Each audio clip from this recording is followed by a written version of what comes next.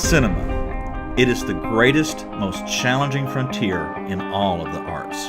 The intersection of creativity, philosophy, life, and the storytelling thereof, it presents to the filmmaker the greatest of challenges. A failure in any of these contexts means a failure in the film. But with the perfect execution of all, you have a timeless masterpiece.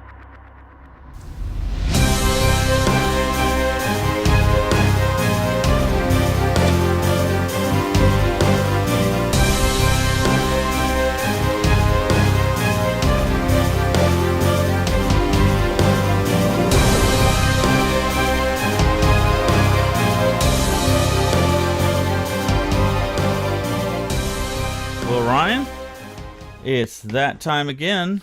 Time for another episode of Beckner and Lipscomb at the Movies.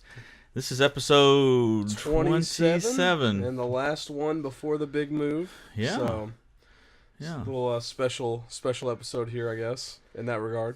So we'll be doing a little bit of switching up. On the next episodes we'll do, probably doing some experimenting with some remote location connecting. Episode 27.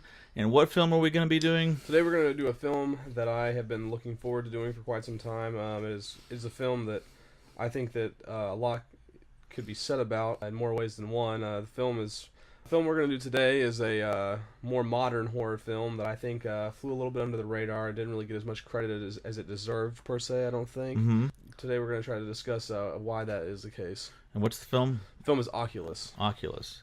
So it's about a mirror. It is about a mirror, as they say in the movie. Not the man in the mirror, but the people in the mirror, I suppose, right? Right. Or the spirit, or the spirits. We'll sort it out, I assume, here on this episode. So, without much more ado, it's time to dim the lights, fire up the camera, roll trailer.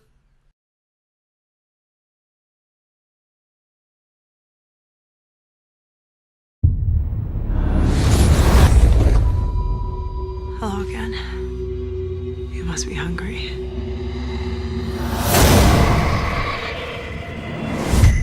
Tim is a healthy adult who represents no danger to himself or anyone else, and I believe he should be discharged. Hey, little brother. I found it.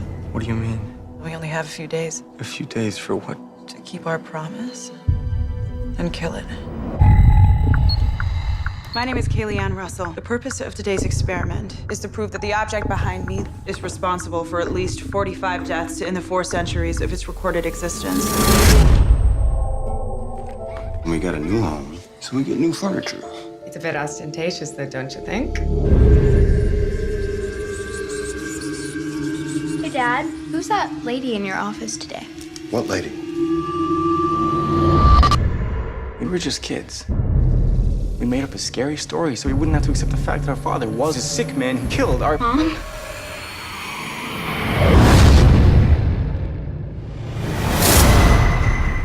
Why don't we just end it right now and smash the damn thing?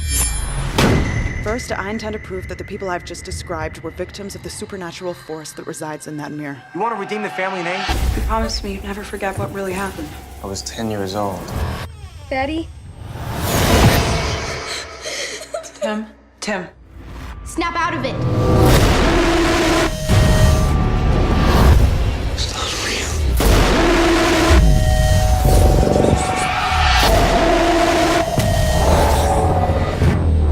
Oh my God.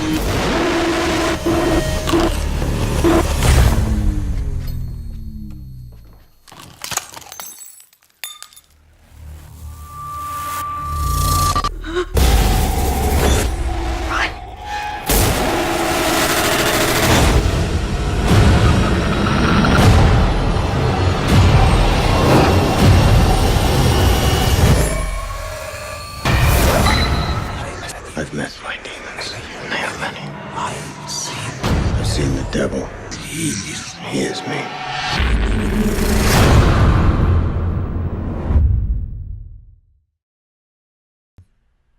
So Ryan, Oculus. Now you're the horror movie aficionado, as it were. I like horror. So. I like horror myself. And if you've watched some of our episodes, you note that I like that with a little bit of a condition. I'm more of a classics guy. Now, this film explored something that some people are afraid of. Mirrors do kind of scare some people. Yeah, that's also been sort of a running theme for some horror films too that I actually think were pretty garbage.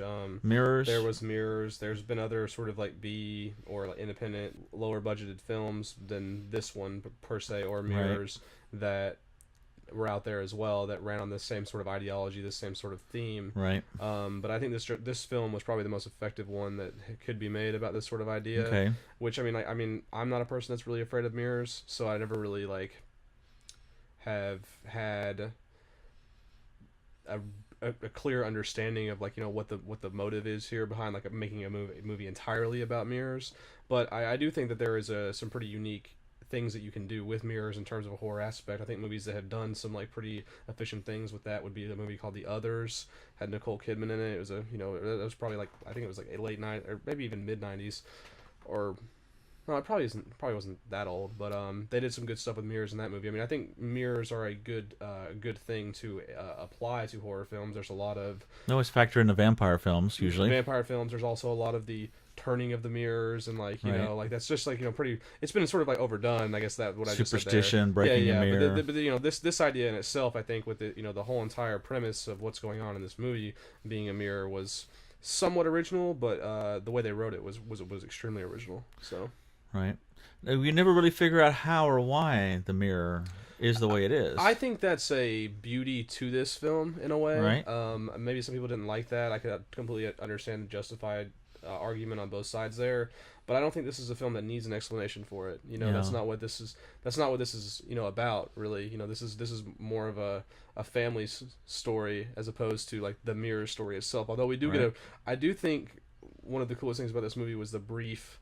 Well, not. I don't want to say it wasn't too brief, but it was just brief enough of like a lineage of the mirror from the sister whenever she's presenting it to the brother in the very early stages of the film. I thought that was really a really nice added touch. The way they did that, you know, and as passionately as she was talking about it and going about it, was really effective to me in terms of the writing and the acting in that moment. So, right at that stage, you don't really know who's crazy, or if they're both crazy, right.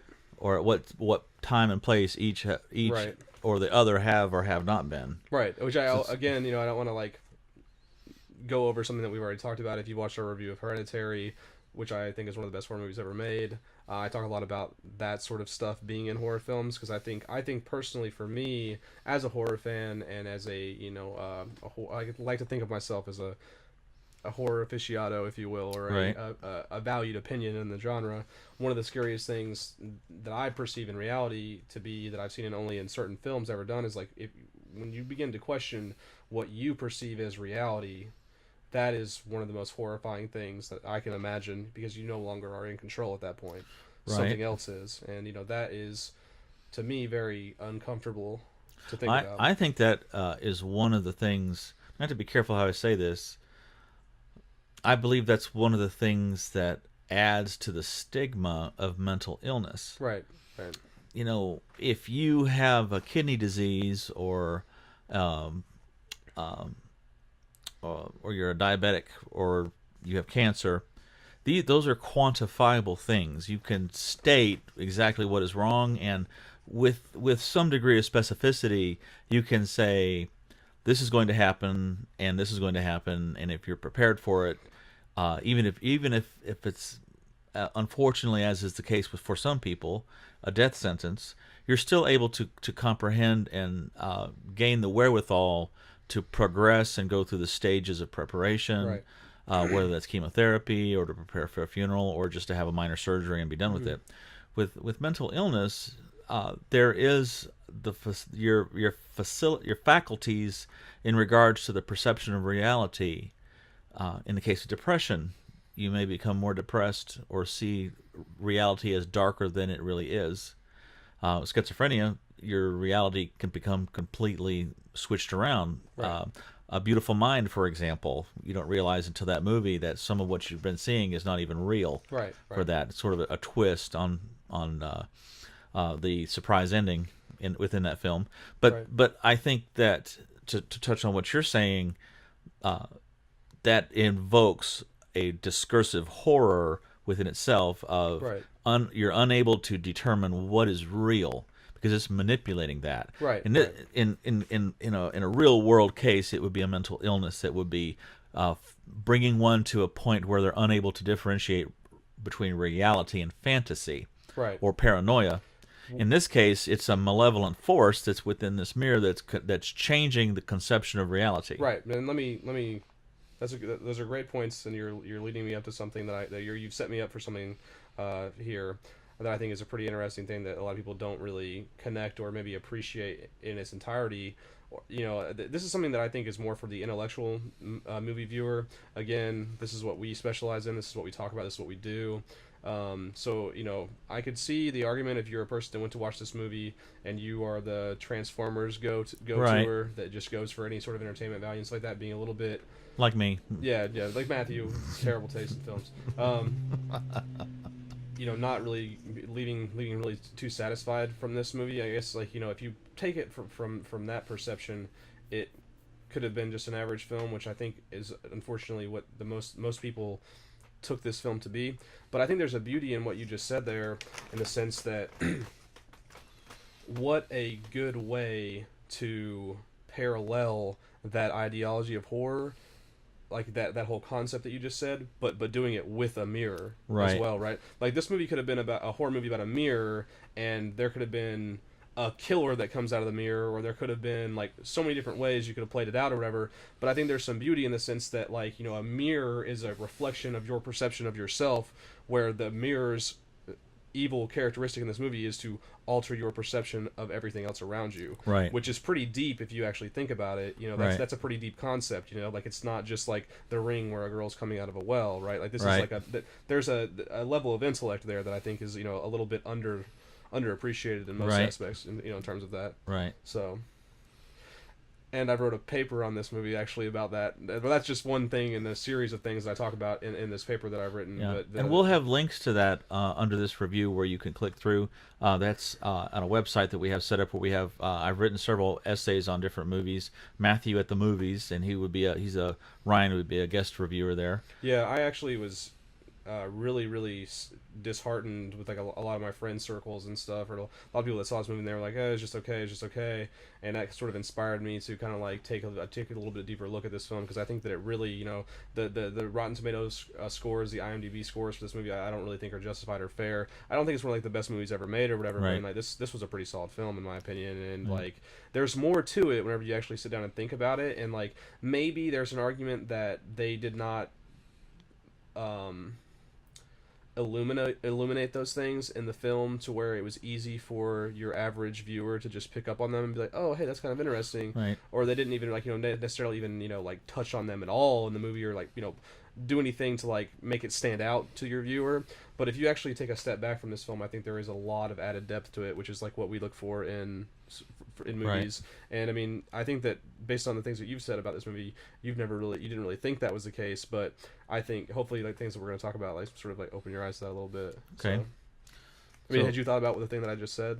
Yeah. I mean, I appreciate that. So many movies are just a guy with a mask going around killing people, right? And so this had a little bit more depth.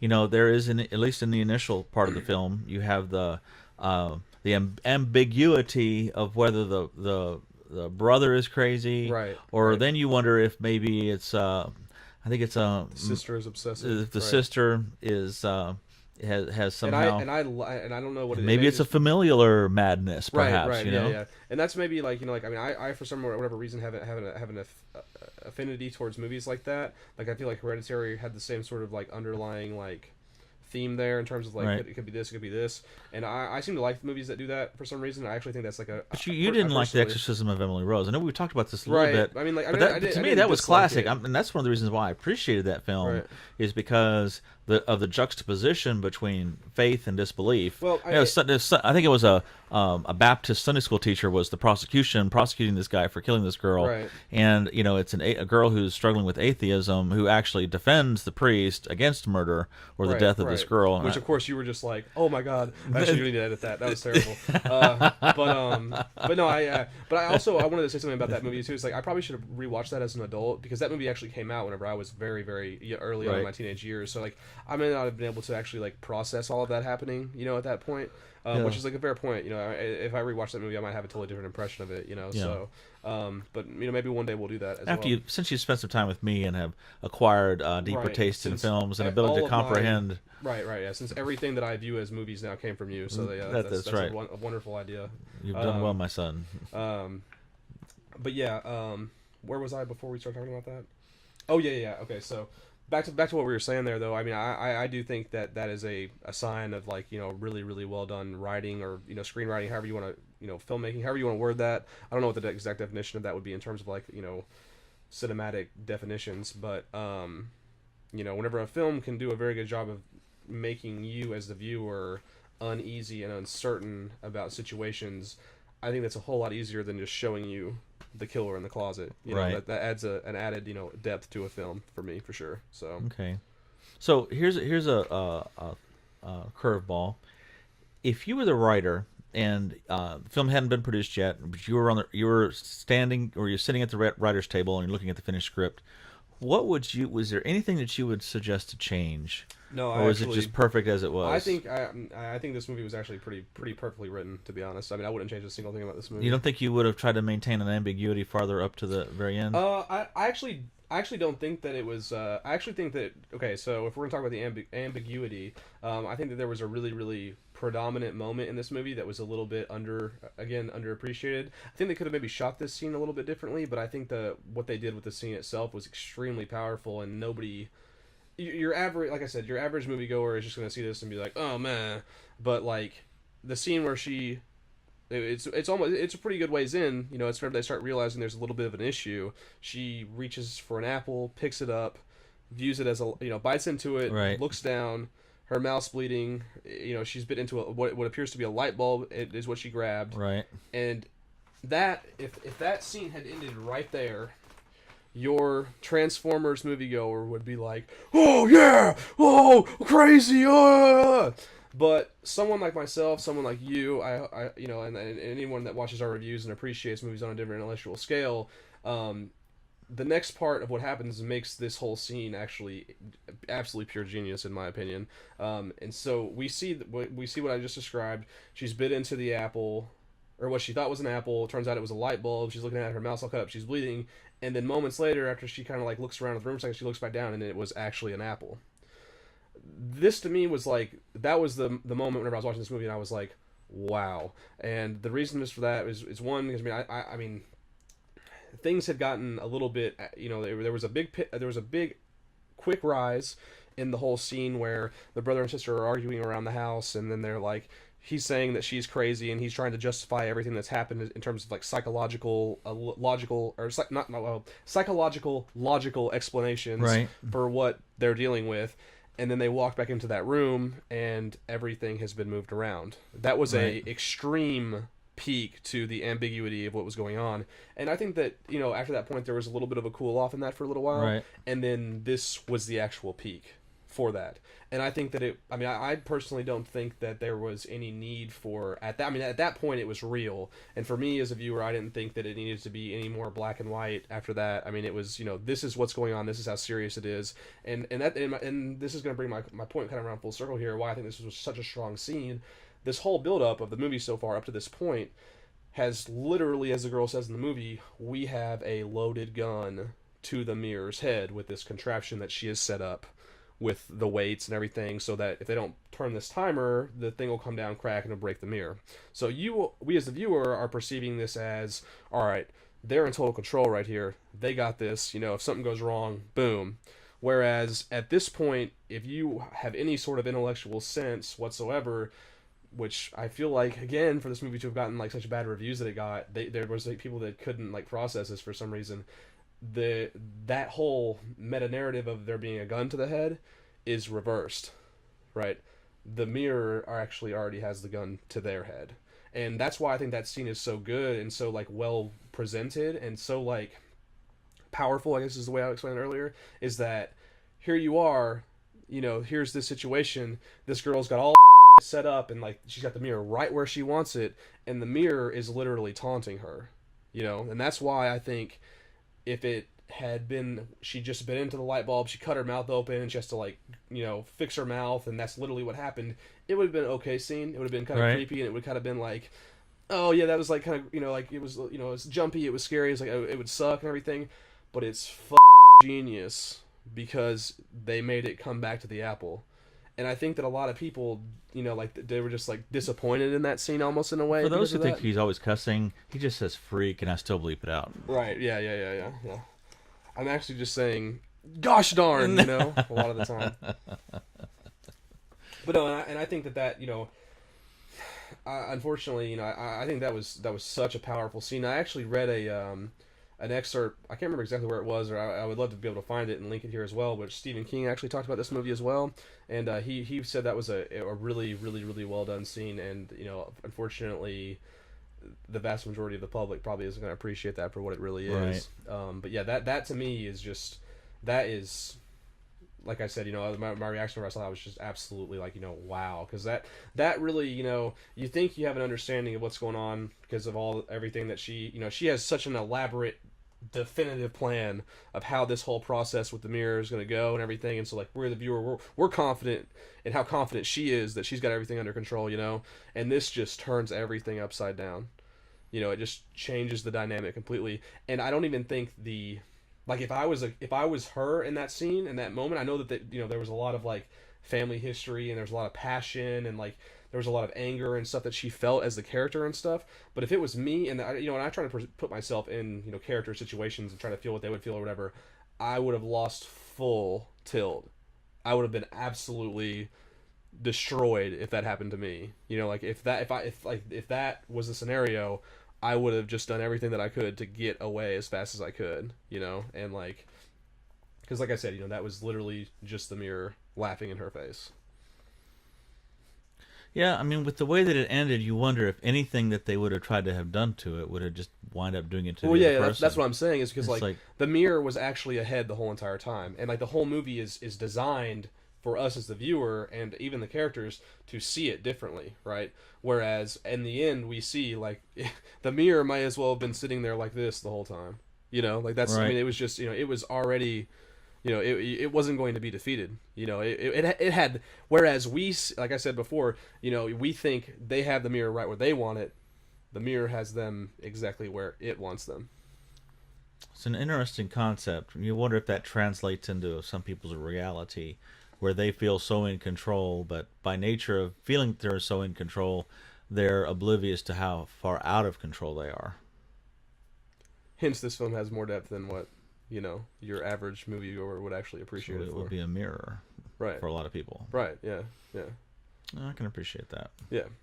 Now, another thing I want to say about this movie, interestingly enough, that I think is a little bit under the radar, but this isn't really that important, but it's really interesting to build up. WWE, World Wrestling Entertainment, put this movie out, which is super bizarre to me because they have no wrestlers or no wrestling affiliation with the movie, but their production studios made this movie, which I think is pretty interesting. So they spend all their time shooting wrestling matches, and then they decided to shoot a random horror film. Horror film. I don't want to say it's random because there have been other horror films done by them. They did another one called See No Evil, where the guy who is the wrestler Kane played the killer in it. There was another movie that they did, like a suspense thriller. I can't remember the name of it, but they do have they do from time to time dabble into that genre. But this one, you know, didn't really have any connections to, like, the, you know, the wrestling world and everything. I wonder if someone just, you know, they just came across this script and were like, this should be a fucking good movie.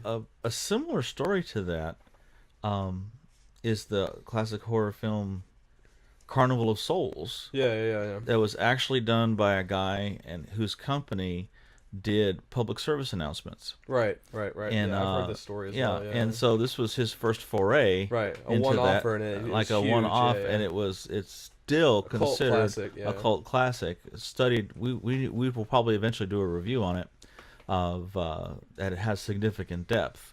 Right. And some argue that in that case the woman is actually in a form of purgatory herself. The guy actually, I think, was a devout Catholic who wrote the film. Right. So. Right.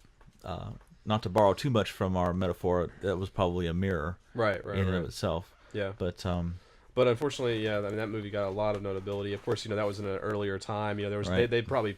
I mean, I've seen snippets of that film. I've not watched the thing in its entirety, but I'm sure they pushed a lot of boundaries for their time for it to have as much notoriety as it does. But unfortunately, I don't think like Oculus is not gonna suddenly get this massive following of a bunch of Right. people, which I don't think that it necessarily deserves that per se, but I just think that it deserves a lot more than what it got. So I would like to take this time to reverse the question you asked me. If there was something that you would change about the script, what would it be? If you had the luxury of being in that WWE SmackDown. the SmackDown Writers table Yeah, SmackDown. yeah. Ladder match. I think the ambiguity probably could have been maintained a little bit longer. I would be honest. I would think even after what I said, you think so? Like, if you're looking at that one scene as the. I think that's I think that's a very interesting point to make, because even at the end of The Exorcism of Emily Rose, it could still go either way. And I think that for a lot of people in their spiritual walk, if they're honest with themselves, to really walk in faith is to have experienced a life of where there may not be this conclusive proof that is like a bombshell that's indisputable. Mm-hmm. Again, not to go too far on a tangent, isn't faith if you have proof for everything. And so I think to have some degree of faith in this mirror that it's doing what it's doing, they don't have faith. They have like an orthopraxy. They have a right practice and a right belief, or orthodoxy. They have a right attitude. They have a doctrine about this mirror. They know what it's doing to them, and so there's no question, as it were, to borrow from theological language, to have a surety and know what you're doing. Right. And I could maybe see what you're saying in terms of like making the movie open-ended in terms of ambiguity. That would have been pretty interesting too. I think that would be a pretty cool idea actually. Now that you put it out there. In like in M. Night Shyamalan, Devil, you don't really know which of those characters until the very end. When right. That when you realize who it was that got on that elevator, who was the devil. Right. Sort of frames the movie and brings it into a radical focus. Right. I think. Right. Yeah. I could see that. I could see an argument there being made as to why that would make it a pretty strong film. You can't have the scene that I'm talking about though if you do that, and I think that's that there's a trade-off takeaway there, because even though this movie isn't going down as like top 10 best all time or whatever like that. That was one of the best scenes I've seen in just individual scenes that I've seen in a movie in a very, very long time. In terms of like, all right, this is where we're at. This is what we're operating on. In terms of the wavelength, in terms of the intellect. The intellectual. Or capacity. they could have done it to have maintained the whole movie through the way that they did, but in the very end, to have played out that final scenario, was the brother really crazy? Right. And the sister sort of did the sister have a craziness that drew her brother from sanity into insanity, and then made him? I probably would have done that. In the end, I probably would have made the mirror have just been a mirror, and the suspicion of the sister have driven the brother crazy to commit. I think that would have been a really cool twist. It would have been, but I think there's so many movies that do that though. I feel like in a way, like, okay, hear me out on this. This is you sparked a good conversation here though.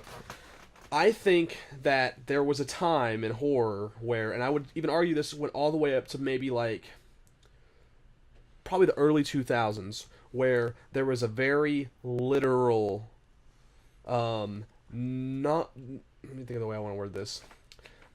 There was a very concrete way the plot and story developed in movies, even if there was a twist. Okay. For most of what I've seen in horror, except for a few gems, like some of the best classics, there was a script that was like 5 different possibilities, if you will, of twists, and one way or another, they all went down those roads, right? Okay? And then after those early 2000s films, we started getting these more intellectual films. Session 9 is a big one that's like on everybody's list. I hate that movie. I need to rewatch it though, because it's literally on everybody's top 10 all time. But I thought it was total dog shit. Watched it, but apparently I missed something. The Babadook, which is a a much more recent film. Yeah, but that's kind of a movie that is more or less like this, like what I was talking about. Right. Because you don't know, is the mother really crazy? That's what I'm saying. Yeah. That's what I'm saying. And like, we branched into this more, open it the bitch, the movie that I don't like as well. Which is this is kind of interesting that I'm saying all these bad but things. I've about these rubbed movies. off on you now to where you don't like which movies either. I thought Hereditary was awesome. I thought it was one of the best. I mean, if not the best horror movie I've ever seen. I'm just trolling you there a little All right. But anyway, so we branched off, after those early 2000s to these more intellectual twists. We've eradicated this foundation of, it could be this, this, this, this, and we've expanded and put the branches out to add more possibilities. High Tension was another movie that did a really good job of, creating a new, unique twist, in my opinion. But anyway, my point is, though, I think that, in a way, those ideas and that movement into those more modern films was a good idea. I do. I think it was a good idea. It made so many movies more intellectual. Like, we couldn't have Hereditary. We couldn't have so many good horror films that have come out if it wasn't for that growth. But I don't think it's a bad thing to necessarily sometimes dip yourself back into those original ideologies. I think, a couple movies that have, done that and broken that postmodern mold, Drag Me to Hell. In that movie, it's a pretty gimmicky setup. I actually 100% would have put every dollar and cent that I owned on the fact that this movie was going to have a happy ending, and she was just going to... I don't know if you ever saw this movie. Right, I get the gist. She does get drugged to hell. And at the very end of the movie, she actually gets drugged down to hell, and I was just in the movie theater, and I was just like, well, thank God, because I was like, this movie is going to be so bad. You didn't like the Lady in Black, and that's saying that in the end, Lady in Black kills them. Yeah, but I mean, there was... I don't like that movie for other reasons, though. I didn't think that movie was very good at all. But okay, you didn't like the atmospherics of it. What atmospherics were in that movie that you've not seen in other films that were much better than it? I think it did the house and the spookiness pretty well. Yeah, but so did the Cabinet of Dr. Caligari for its time. For its time. Yeah, but that's what I'm saying is I didn't see anything in that was like, was the ambience of it as powerful as the Dark Songs, with the, different ambience though. Yeah, but again, the house that people live in versus a house that's been abandoned on a moor. For I can see your argument. It wasn't for me. I just didn't think. I didn't see Lady in Black 2. Okay, yeah. I just didn't think it was. I don't know. I don't know what that got on Rotten Tomatoes. Maybe I'm totally wrong, and it got like a 98%. But I just didn't think it was a very good movie. I didn't think it was that. I didn't think what they were trying to do they were effective with at all. I feel like that was sort of a bad example to use in that scenario. But I understand what you're saying. But yeah, to get back to what I was talking about, I think that during that movie, The Drag Me to Hell came out in the era where, these films are branching off and doing these sort of like different, bizarre, experimental, somewhat endings in terms of twists and whatnot. And this movie just went right back to those roots and was like, this movie is called Drag Me to Hell, and this girl is going to get drugged to hell. Like, there was no twist. It sort of set it up like you could think like, oh, we don't know what's going to happen. Thinner, the guy just gets thinner and thinner. Yeah. Like, it was just literally a horror movie about what it was about, and I thought, like, it was refreshing. It was a breath of fresh air amidst all this other like Splice and all this other garbage that was coming out. Not all of it was garbage, but there was like, some things that were just like, what's going on here. But and I think that, on the same point, I feel like Oculus, to me, was a breath of fresh air in that aspect where, it had a literal horrific ending. Like, it wasn't maybe it happened, maybe it didn't. It was like, this mirror actually killed his sister, and he is going to go to another mental hospital for the rest of his life, and he's never getting out.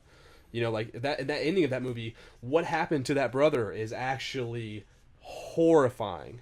Because he was helpless. How was that going to look? He'd been in the mental institute till he was 18 years old, gets out. The first night he's hanging out with his sister, or second night he's hanging out with his sister. She gets killed, and he's sitting there screaming the mirror did it, even though it did, and we saw that as a viewer, but he is going to be locked up for the rest of his life. That is horrifying. In terms of what you were saying, I think that, I understand where you were going with that, and like how that would be like kind of cool or whatever. I think that what made this movie cool to me was that it had a literal ending like that, though, instead of this open-ended jargon. And there's a part of me, maybe it's the medical lab tech that wants to know how everything works, down the line. and how the analyzers are set up and what the principles are of operation. I would have liked to have seen a backstory to the mirror, and I know that adds to the mystery of it and the ambiguity of how this started. But you know what I actually wish, though? I actually sort of agree with you in that aspect. But you know what I think would have been I don't want to say. But sometimes that can here. become a distraction. Well, hear me out. Right, where we have all these. You're gonna have to blurt out a lot of stuff here because I'm really passionate about this topic. Where we have all these literal movies that get series made about them now, and I'm gonna say Insidious loosely because the first two I thought were solid films. The third and fourth one were total Annabelle, total right? But those movies, because Conjuring 1 and 2, both garbage. We should do a review on The Conjuring one day. I'm not even going to touch on that right now, but we should do a review on The Conjuring one day. That would be I'm very passionate about those movies too. Are you going to go see The Nun? Probably not. We're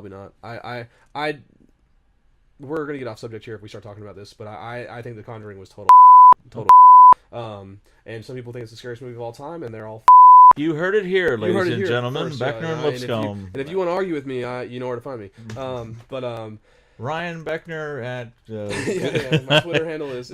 But anyway, let me get to my point here before I get off too far.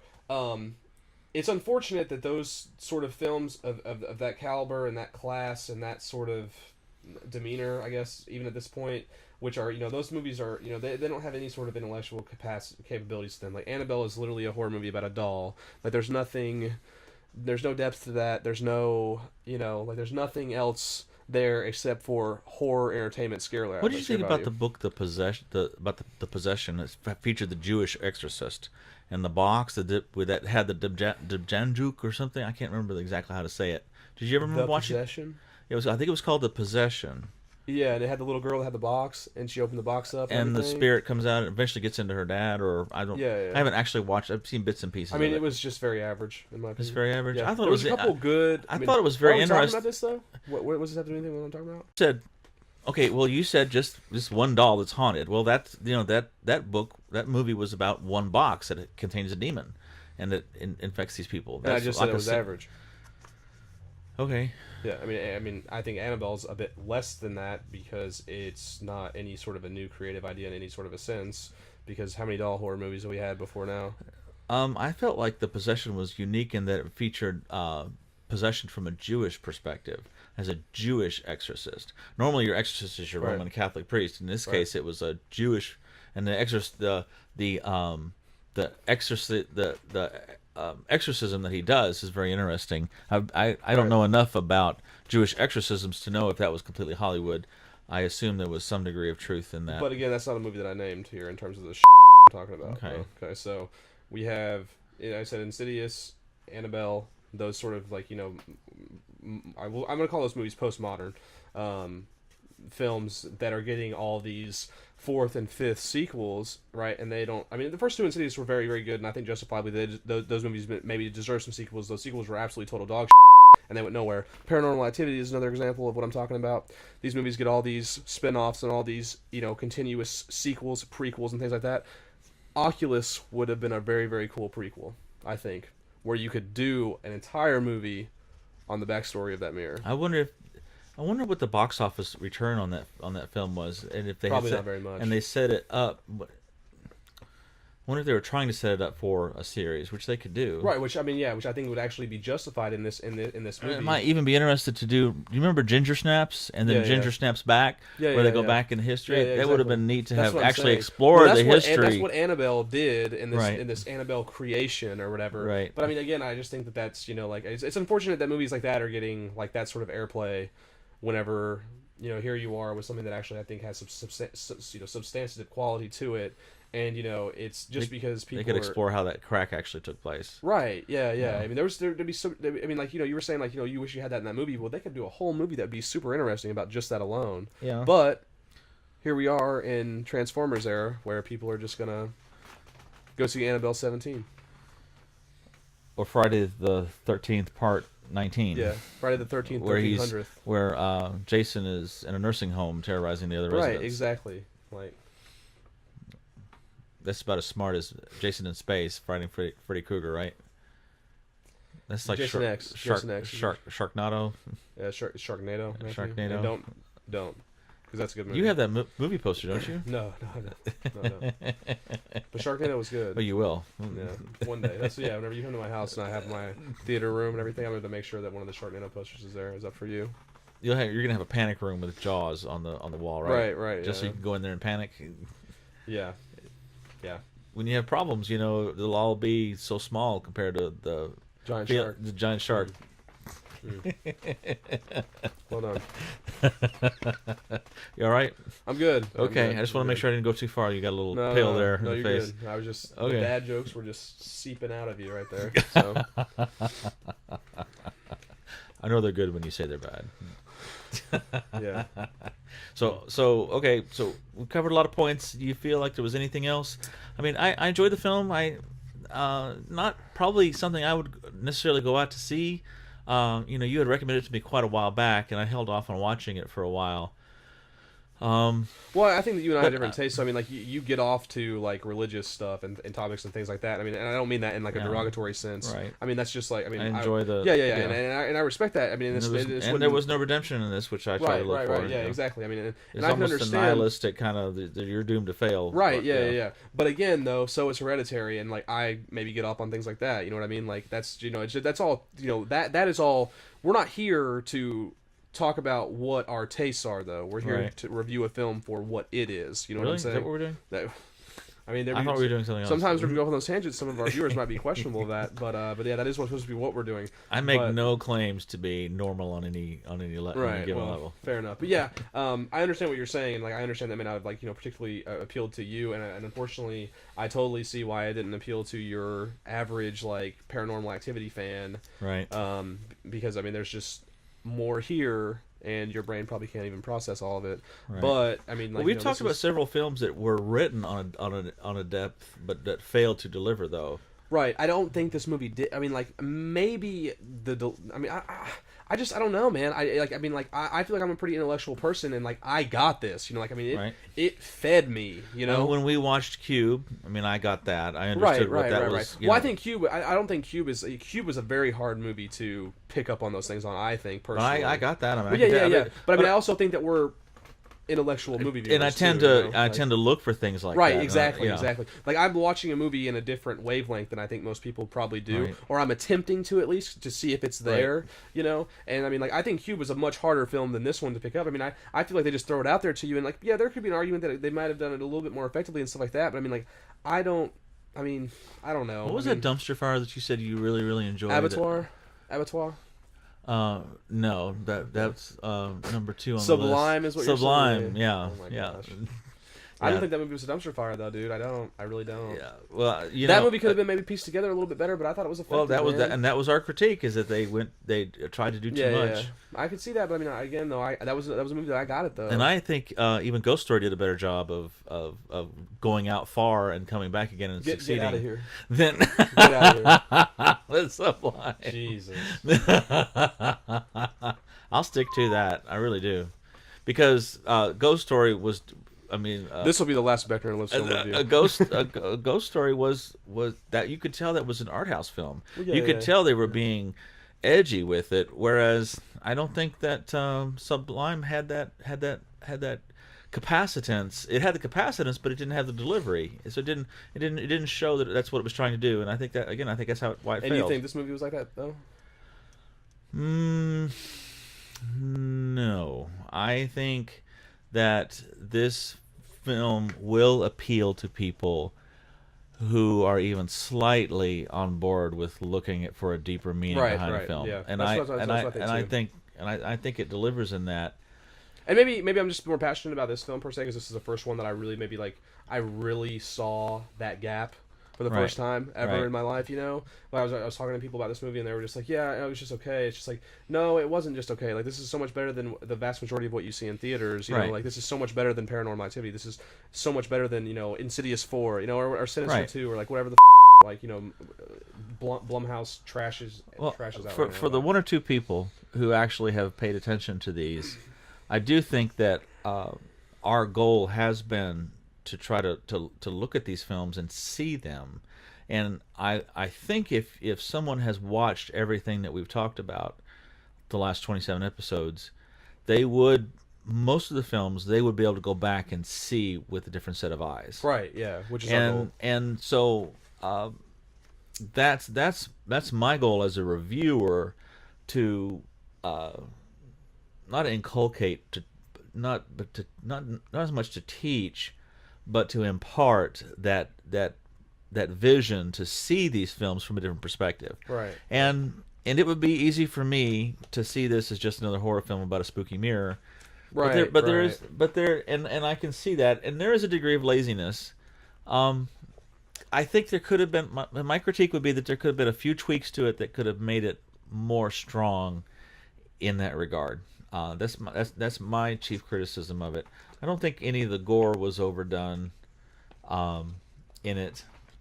It was pretty gnarly when she ate that the anchor. But again, though, that wasn't like over the top. I would have liked to have seen some vulnerabilities to the mirror, though. The mirror was, like you said, it was always in control. They were never, even when they thought they were never ahead. Yeah, but I mean, it was always three steps ahead. I can see that, but I mean, again, I disagree with that because I think that's what makes this movie good. But I mean, we would just be battering back. But maybe if, and I agree with you on some level, just because of the time constraint, it might have been dirtied up. It might have been too much of a distraction from the plot. Right. And if they had been able to turn it into a series of like a prehistory or a future history of the mirror, at that point they possibly could have given a history to it. Postmodern horror film that I think deserves a prequel. To be honest. What do you mean by post? Define what you mean. Okay, by postmodern. I think because I know what postmodernity is from a philosophical standpoint. Right. Well, I mean, it's hard to like. Okay, so like you have like classics, and then you have so like if you were me as a person who's a big when you into say horror classic, films, you mean Mummy, Phantom of the Opera, like Universal 50s, horror in the 30s and 50s. Like literal your like like that era classics, Okay. and then you have you have that leading up to a certain point. Would right? Eli Roth be modern horror? Eli Roth would be. Just let me do this. The shock value pushed as far as you can. Let me do this before. Okay. If you want me to answer it, I need to lay this do out we here. also I'm doing a timeline here. So you have your classics, and then you would have like what I would call your VHS horror era. You're not gonna let me troll you, are you? Go ahead. No, Sorry. I'm not going to. I'm very. This is good information. I think this is like very valuable to people. Go ahead. So then you have your VHS era, which would be like it's the 80s, early 90s, and you have like during that time, you only have like a couple of, in my opinion, like I think that classics lead all the way up to like Texas Chainsaw Massacre, The Exorcist time frame, right? Like it was like those were the groundbreaking movies that like changed everything, and then they opened up the doors for everything else, right? Those are the movies that took that comfort barrier that we had and pushed those limits further than anything else had pushed them before. And then after that, like after those movies, the floodgates were open, if you will. And then you have all these 80s, early 90s horror films, or even up to the late 90s, really, where you have like Critters, Troll, just to throw like I'm not throwing out like actually good ones. I'm just throwing out like the extremes here. Then of course during that time frame you also have Nightmare on Elm Street, which is probably the most predominant film from that era, or Hellraiser arguably as well, which I think are the only two super top tier horror films. I want to say that loosely. There could be some stuff that's slipping through the cracks there in terms of my memory, but I'm not trying to do like a massive. All the pinheads, or just the first? No, the first two Hellraisers. Okay. I think I thought were actually substantially better than the other ones.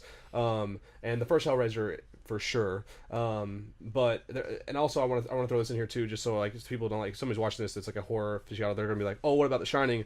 I want to say I would throw The Shining in with The Exorcist and the Texas Chainsaw Massacre. And now, that like. Do you think The Shining could be a transitional between classic and modern? Could be to an extent, but I mean like The Exorcist and Texas Chainsaw Massacre much more so, I think, because of like how far they push those boundaries. I don't know if you could put The Shining in with Texas Chainsaw. I think Texas Chainsaw is just pure existential horror of getting chased by a crazy guy in a mask. Yeah. Whereas The Shining. But this is where you and I will always differ, and I'm surprised that you didn't like Hereditary that much then, because I mean like that is also a thing of the horror genre, though. You know what I'm saying? Like just because you don't like it as much doesn't make it equally as effective. But The Shining, one of the reasons that it has so much staying power is it's like a Rorschach test. Right. That so it's Hereditary. So I mean like you're arguing against yourself here, though. Now is what I'm saying. I don't. Like the argument you're making is anti what you were making against Hereditary, though. Here. In what way? Okay, so The Shining can't be compared to the Texas Chainsaw Massacre because The Shining has like a more intellectual capacity and like there's more to it than what the Texas Chainsaw Massacre is, because as you said, it's just existential horror, right? And that's all the Texas Chainsaw Massacre is. It's just existential horror. Whereas you were saying, my argument about Hereditary was the same thing you're arguing about The Shining, but you were saying that it wasn't that. Like, I was saying that this movie has all this stuff in it, right? And I'm saying this is what makes this a great movie, right? The Shining or Hereditary. Hereditary. And I'm saying, this is why I think this... I never said it was a terrible film. I gave it a 9. Yeah, hear me out though. I just said I just don't like movies like that. Right. But again, my counterpoint to that was, it doesn't matter what you think, because it's like okay, so the concept is the same sense of like, it's too horrific for me to ever feel comfortable with. Right. So what would you say about the Texas Chainsaw Massacre though? Oh, that's a different kind of terror. Yeah, but it doesn't make it bad though. It's not spiritual terror. Right, but I mean that doesn't make it bad though. Physical dismemberment terror. Right, but that doesn't make it bad. It's a different kind of terror. But that doesn't make it bad. I can qualify what scares me more. Okay, but that's just you. Whereas there's a whole pool of people that are watching horror films, so just because it doesn't horrify you on a spiritual level, it doesn't make it bad though. But Hereditary is terrifying to me. This is for the same reason that you won't watch Jaws. I have watched Jaws, so I don't really understand though. I mean, yeah, I get what you're saying. I mean, like, Jaws, it isn't a scarier movie to me than Hereditary is, though. Like, just because The Shining is a more intellectual movie, and I do think... So, if we went and watched The Meg tomorrow, right, that film is going to make you extremely uncomfortable. Right. In a very deep-seated way. Right. Yeah, that's how I feel about Hereditary. Right. But, I mean, that doesn't... And I have no desire to watch... Texas Chainsaw Massacre, because it's though. Here, I feel like you've missed. I mean, I feel like I'm reteaching you something here. Like, if that's the case, though, if you feel that way, then it's effective. It's personal, and then that makes it more scary, doesn't it? The more like, that is what horror is. Horror is not there to... Well, I agree with you. I agree. Right. I mean, for some people, Texas Chainsaw Massacre is right. great, and that's what I'm saying. But Texas Chainsaw was just hack 'em, gore, kill 'em. Proto Eli Roth, The Hostel. Right. It was also based on a true story. And I don't think that. Yeah, which is where you're wrong. I think it's gore porn. Well, no, And The Shining was not gore porn. Yeah, Hereditary is not gore porn. Right. But that doesn't mean that those movies are necessarily better than that movie, though. Well, they're on a different qualitatively different, and that's what I point out. Maybe, depending on what your scale definitely. is. Depending on what your scale is, though, man. Like, dude, the Texas Chainsaw Massacre is a based on... I mean, like, it'd be different if we're talking about Friday the 13th, which I would totally agree that those movies are on a much more... Yeah, but you're terrified. I mean, people were scared of the Texas Chainsaw Massacre because of a guy running around with a machete, with a chainsaw, right, and cutting them up and making faces out of them. With Jaws, that's wrong. That's not a good point. That's wrong though. Well, I stand by it. With Jaws, they had nothing to do. The jump scare where the dead body comes out of the water, that's completely superfluous to the entire ethos of Jaws. The whole horror of Jaws is you can't go in the water because there's something out there, right? And it's going to get you. And to this day, you go back out to California, are you going to go surfing? Yeah, probably. Are you going to feel comfortable with that? No, I'm always uncomfortable. I was in the lake lake this because you're going to be like, where's the shark? Damn lake. It's somewhere I can't see it. Okay. To that same tone. What was scary about the Texas Chainsaw Massacre? When you were in New Mexico and you were at that when you were in New Mexico and you were at that the ghost town that you went to, did you even think for a moment that there might be a crazy family out there somewhere that's attacking people with chainsaws and making skin masks out of them? Did that cross your mind once? No. But when you go surfing in California, you'll be thinking about sharks. Yeah. But also totally different fear. Let me irrational versus irrational. Right, whether it's a scalable rationality, I guess. How about that? Okay, let me blow that whole argument completely out of the water. What scared people about the Texas Chainsaw Massacre wasn't a guy running around with a chainsaw that was putting people's faces on. The fact what scared people was that actually happened. So you can sit here all day long and be like, oh, I didn't think about this guy running around with a chainsaw chasing me in New Mexico, but the thought thought of someone actually murdering me out there did cross my mind. Ed Gein. I mean, yeah, whatever you want to I think that was the horror. I think that was the mass murder that was based on. Yeah, but you know what? I mean, how many people have been eaten by sharks last year? What's your point here, dog? I'm making versus how many Ed Geins have there been? That's probably pretty close. Probably pretty. Or there's probably more Ed Geins than there have been people eaten by sharks. Actually, it'd be an interesting statistic, wouldn't it? To look up how many people have been killed by a serial killer, as opposed to how many people have been eaten by sharks. You're more afraid of serial killers than sharks? That's definitely not true. But there's. I mean, I'm just saying. Your argument's got flaws here. You know what I mean? Like Maybe so. Yeah. I think it's got some truth though. It's got some resonance there. I think everybody who's gonna watch this video is gonna completely disagree with that. So. That's my argument. That will always be my argument for you want to sit here and talk downplay Eli Roth and stuff like that and everything like that is all well and good, but the Texas Chainsaw Massacre is on a different plane in my opinion than anything Eli Roth's ever even done, except for maybe Cabin Fever, but that's just a personal. I wouldn't say that for the general horror public. But I mean, you cannot take away from what the Texas Chainsaw Massacre is and its legacy, because what made that movie so good was it was over the top with its gore, it was brutal, it was all this stuff, but that was a brilliant concept because it was real, and that's what scared people. I mean, if that movie had just been some other Friday the 13th or whatever, some bull guy with a chainsaw, then it would have been like a somewhat average film.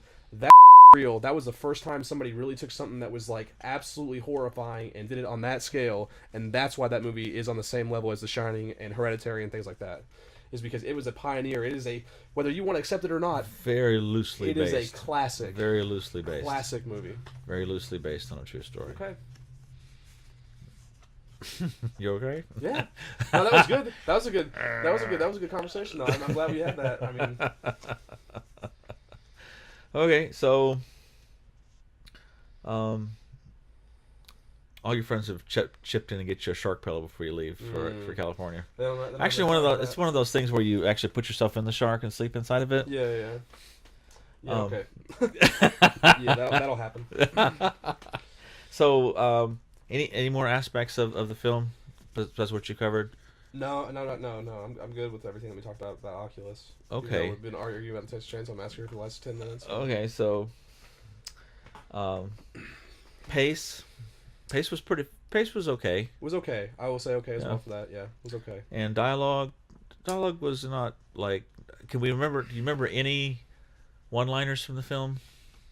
I will say this on that note. I sort of agree with you to an extent. I can't really remember any one-liners per se or anything like that. But I did think the dialogue that she gave of the history of the mirror was quite effective and efficient and really well put together in terms of that dialogue there. I also think the argument the brother was making to her about how it could be her being psychologically crazy was also pretty well done. But other than that, I mean, there wasn't any other massively impressive dialogue in the film. But okay. Characters were pretty well done. Solid, yeah. That was a really good breakthrough role for that girl too. I think that she was in the new Jumanji. I can't remember her name exactly, but she's done some really she's sort of blown up ever since then, justifiably so as well. Because I thought her acting was pretty effective. We've already talked about the story and the originality of it. There's been some films we've talked about that involve mirrors, and I thought this was a little bit of an interesting twist on them. Acting was I think it wasn't anything standout. I think it was good. But the sister was good. Everybody else in the movie sucked, I thought, pretty much. You like the sister more?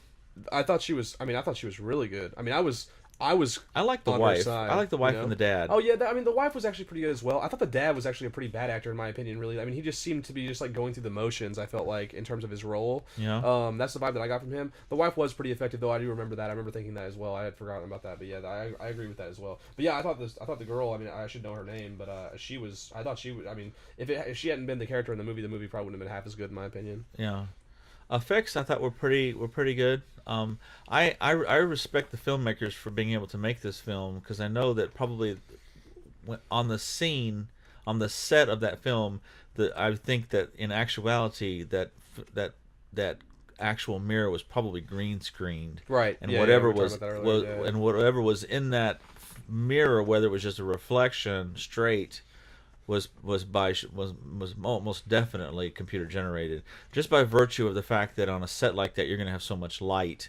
I mean, if we had a mirror right here right now, the light that we just have, the 3-point lighting, would be so blinding that all you'd see would be dots of light. And so to actually have a mirror that size in a video scene would actually be very well done. I felt. Which again, like your average moviegoer is not going to appreciate that. You know what I mean? Like we look at stuff for like, you know, we do that sort of stuff. You know what I mean? Right. So like it would be kind of like hard to imagine that or whatever. But I mean, yeah, that's a good point. You know what I mean? Like I'm thinking about the camera angles that, you know, you would catch the light. You know, like you just said in those angles and stuff like that. So I mean, that adds even some more. You know, even some more impressive things to the film that I hadn't really thought about before too. So.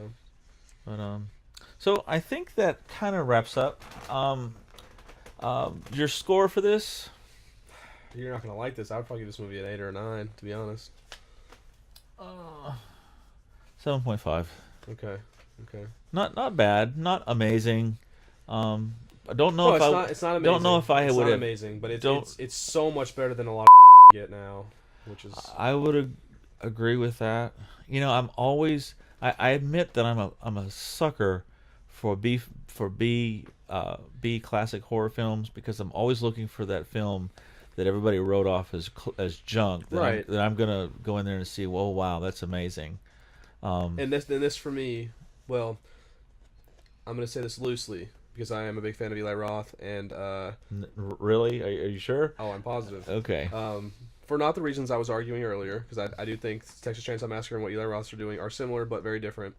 I do love Eli Roth for all the reasons you don't like him, but this for me is I don't think this movie could really necessarily be considered a B horror film, which is my only issue with what you're saying there in that regard. This is a movie that I do think that fell through the cracks though, and that I would have a lot to say about to anybody who is scared to listen to this. But I think, in my opinion of what you're saying, just to throw like a little interesting tidbit out here, which I probably have already said somewhere along our reviews, I think the best B horror movie ever made has been Cabin Fever, and that was done by Eli Roth. But I absolutely love that movie. So, Fright Night, Lost Boys. Lost Boys was a higher production value though. Probably wasn't a B. Yeah. B. I'll give you some points for that though. Yeah.